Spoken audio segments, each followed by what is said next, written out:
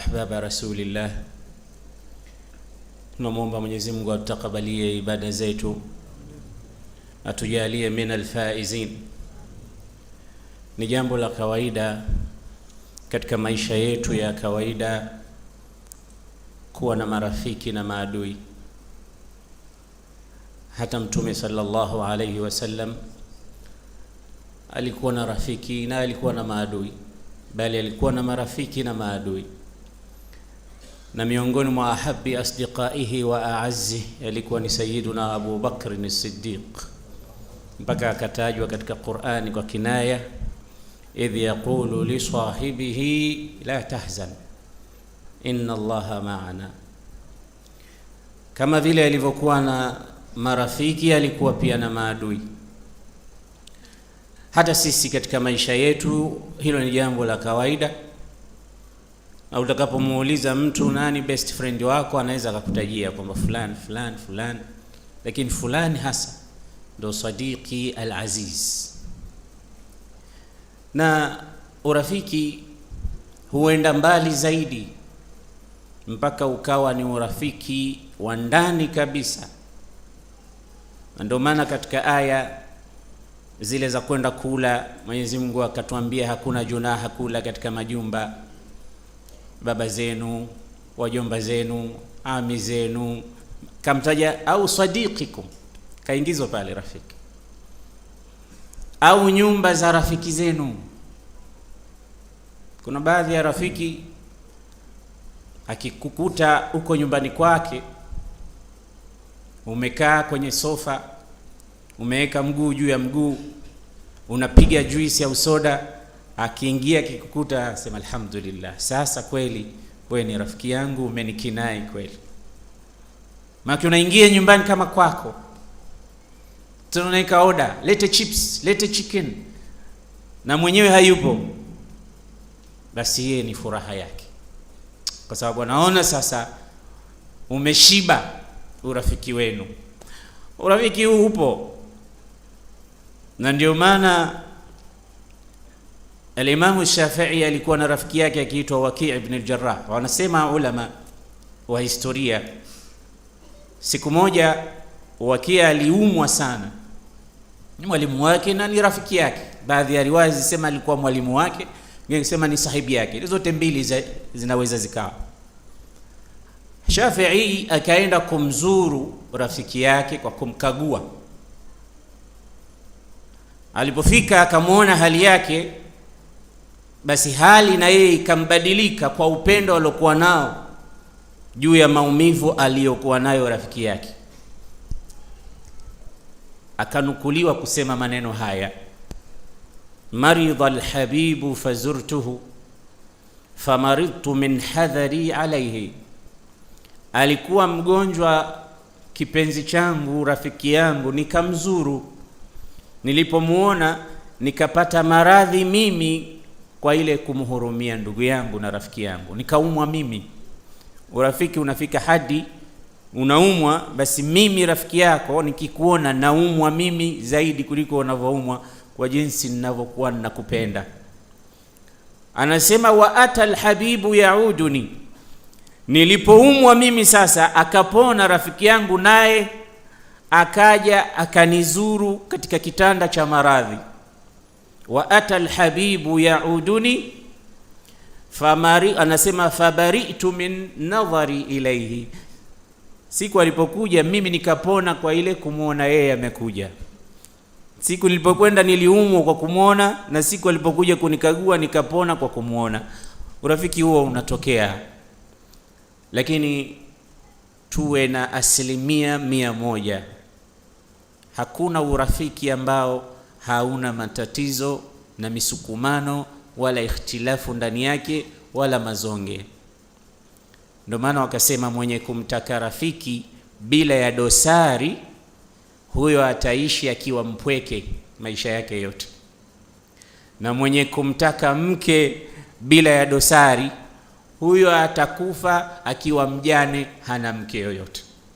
Haya wanayasema sana, kwa sababu hivi katika dunia ni vitu vya kawaida.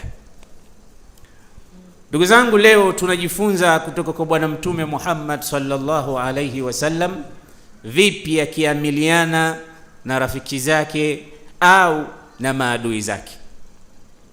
Ina maana kama mnaelewana sana, haina maana kwamba hawa watu kuelewana kwao hawakosani. Wanakosana, lakini mmoja anamsamehe mwenzake au anamvumilia au anamwachia mbururi anavyotaka. Ndio urafiki unavyokuwa. Wanapendana kweli kweli hawa watu, hawajawahi kukosana. Wanakosana, lakini kuna kitu kinaitwa tolerance, tasamuh, kule kuachiana, kuvumiliana. Sasa urafiki wowote au ushirika wowote, uwe wa biashara, uwe wa ndoa, uwe wa urafiki wa mitaani, wowote, lazima kuna kuwa na kitu kinaitwa tolerance, tasamuh. Kamba ikivutwa na watu wawili huwa inakatika. Sasa tujifunze kutoka kwa Bwana Mtume moja katika tabia njema sana ambazo kila rafiki anapaswa ajipambe nazo. Nazo ni tabia za alhilmu wal anah, upole, subra, uvumilivu. Katika hadithi sahihi alisimulia Imam Muslim aliyoipokea Abdullah ibn Abbas, anasema Abdullah ibn Abbas, Bwana Mtume alimwambia bwana mmoja akiitwa al-Ashaj ibn Abdul Qais, alimwambia hivi, Mtume alimwambia huyo bwana, inna fika khaslatayn yuhibbuhum Allah, wewe una mambo mawili Mungu anayapenda sana.